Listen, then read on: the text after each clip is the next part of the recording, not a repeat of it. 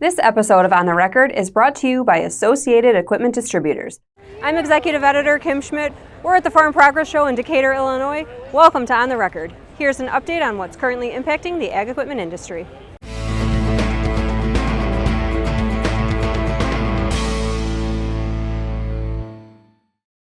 Claas CEO Jan-Hendrik Mohr was on site here at the Farm Progress Show this week and says Claas is committed long-term to the North American market. As can be seen by the launch of the new Jaguar 1000 series harvester in the U.S. earlier this week. Mohr says the U.S. is the largest forage harvester market for Claas. This week, Claas also announced the groundbreaking of a new 44,800 square foot research and development facility in Omaha.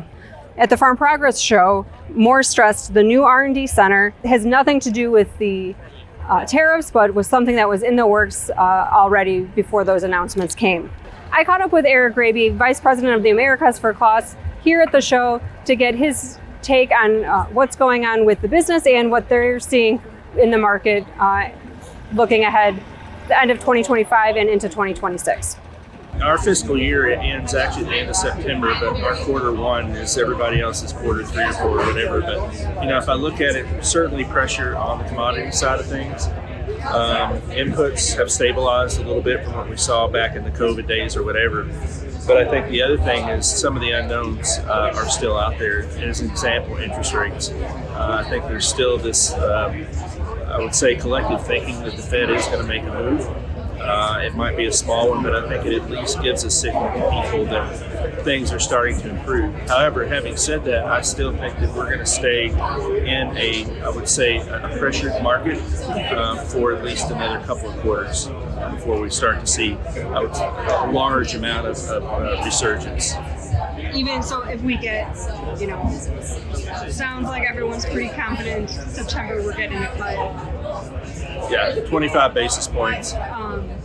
And then maybe there's potential for another in December. Do you think it's still not enough to make a huge I think it'll make some difference, but I think the other thing that's going to need to happen too is we're going to need to see some movement in commodity prices, and usually that's going to happen after we get on the way through harvest. I mean, the USDA comes out, good or bad, and they temporarily drop, it's the best corn crop we've ever had. Well, darn, that just drives the price down. But when you have a good yield, irrespective of pricing, it still is better than having a bad yield. But we'll have to see what does the long term or the midterm look like for corn, what does it look like for beans. Those are the two most important crops that we're dealing with in this. And I think the other one is what is the impact, especially in the equipment business, with the tariffs. We kind of got through with some of the major markets. We have an agreement with the EU, we have an agreement with Canada, some of those major markets that we deal with. So that's good. But now we have another steel and aluminum tariff that is quite significant, and it not only affects, regardless of where you're from, it affects everyone in the industry. So I think everyone's trying to come to terms with how does that look, how do we work on that, because that's a significant thing that I don't think we've fully overcome yet, and that's that could actually have a somewhat of a negative effect. I hate to say, it depends on how it actually ends up, and we'll see in the next couple of weeks if there's any changes. This week's dealer on the move is Vanderloop Equipment. The Wisconsin AGCO dealer has taken on the Manitou line at its 3 locations. Now here's Noah Newman with the latest from the Technology Corner.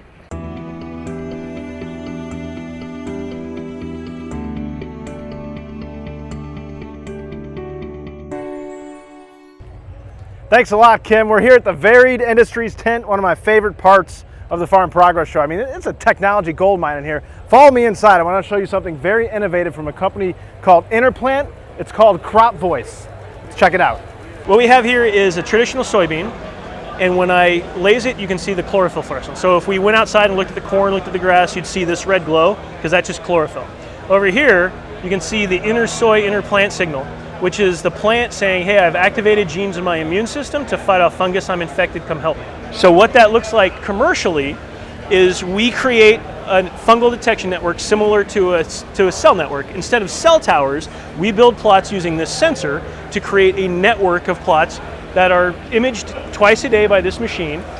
And when we see a signal like the bright green on the left-hand side of the screen, we know that there's a fungal infection in that area. and we alert farmers via text or John Deere Operations Center that they have an infection near their field. And because it's tied to the plant's immune system, it's weeks before they see the symptoms in the field, so they have plenty of time to take action to preserve their yields. This year has been amazing. We're covering 50,000 acres in our initial year. We had actually the world's first detection of an active fungal infection in real time. First time in 10,000 years of agriculture that's happened. We detected in July in northeast Nebraska. An active fungal infection, we notified the farmers, and we actually have control plots in that area. So 4.5 weeks after we notified those farmers, we actually saw white mold symptoms in our fields. So the farmers that we alerted had a 4.5 week head start to take action in their field to preserve their yields. Thanks, Noah. As of August 26th, corn prices were $3.87, up 8 cents from our last episode. Soybeans closed at $10.28, up 63 cents, and wheat closed at $5, up 1 cent. During his annual address in Jackson Hole, Wyoming, Federal Reserve Chairman Jerome Powell suggested we could see a rate cut coming in September. I caught up with AgDirect's Greg Roberg here at the Farm Progress Show to find out more about what we could be seeing in that cut and the impact it may have on the industry. So everyone wants to know when our interest rate's going to go down, myself included, being in the finance industry. So we got a little bit of good news, I believe, last week. So Chairman Powell was at Jackson Hole, Wyoming, which he always does in August, and he gave some sentiment that we're seeing a little bit of decline in job growth and possibly the economy slowing a little bit that maybe we didn't anticipate at this point in time. And hinted, that's a big word, that we may see a cut in September. And the market took that as good news. The Dow Jones went up over 800 points. Treasuries dropped. So that indicates that we are going to get a drop in September. So I believe they meet around September 17th. So we'll see. Today, as we stand here at the Farm Progress Show, there's a 90% chance, based on what the economists are saying, that we'll see at least a 0.25% drop in September. So that's what we know today. It is kind of ebbs and flows. Inflation's still at 2.8, 2.9 roughly. So the mandate for the Fed is under 2%. But it does show some indications that maybe inflation has kind of flattened and some signs the economy is slowing. So we'll see. I would say that there is a very good chance we'll get at least a quarter in September. The Fed meets 8 times a year. This will be their 6th meeting. So they'll meet again the end of October, like the 29th. They don't meet in November, and then they meet again in December. So my personal opinion is we'll get that quarter in September. We won't get anything in October. We take November off, and we may see another quarter in December. But that's what my crystal ball says today here as we stand at the Farm Progress Show.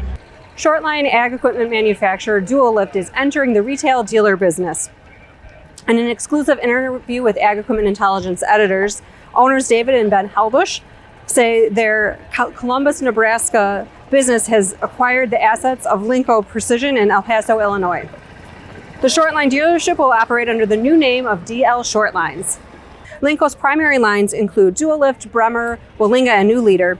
And while the opportunity to acquire the business from owner Skip Kleinfelder emerged in late July, the Helbushes, who also operate distributor Bush Equipment, say they've been considering entering the dealer business for about 2 decades. It presented a unique opportunity that we could take a business that we already know and enhance it with other products and other things, but we also are working in a core space with our manufacturing products that made this decision a little bit easier than a dealership affiliated with a major or something along those lines.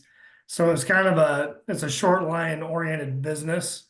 We're a short line manufacturer, and we deal with a lot of other short line manufacturers in different businesses that we have. And so we felt like, man, if there was ever a time where we should give this a crack, this is kind of fitting the bill of all the things that we talked about for the last couple of decades. They've been one of our customers for over 40 years. And they've always been on the top echelon of our customer base inside of our fertilizer products. And so, like Ben said, it's kind of a natural fit for us. If we were going to go down the dealership path, it's something we were comfortable. We knew a lot of the people that worked here. We've known a lot of those guys for a long time.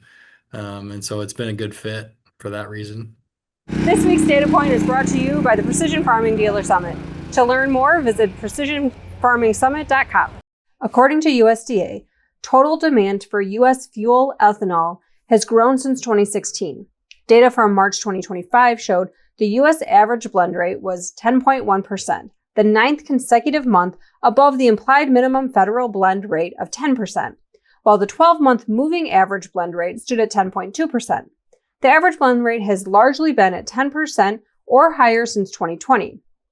Increasing blend rates have helped maintain domestic ethanol consumption at a steady level despite reduced demand for finished motor gasoline.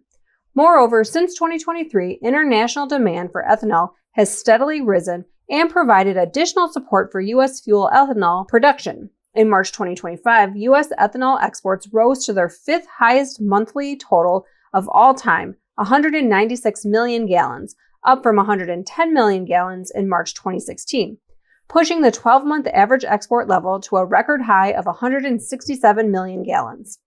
That's it from Decatur, Illinois for this year's Farm Progress Show. As always, we welcome your feedback. You can send comments and story suggestions to kschmidt@lestermedia.com. Until next time, thanks for joining us.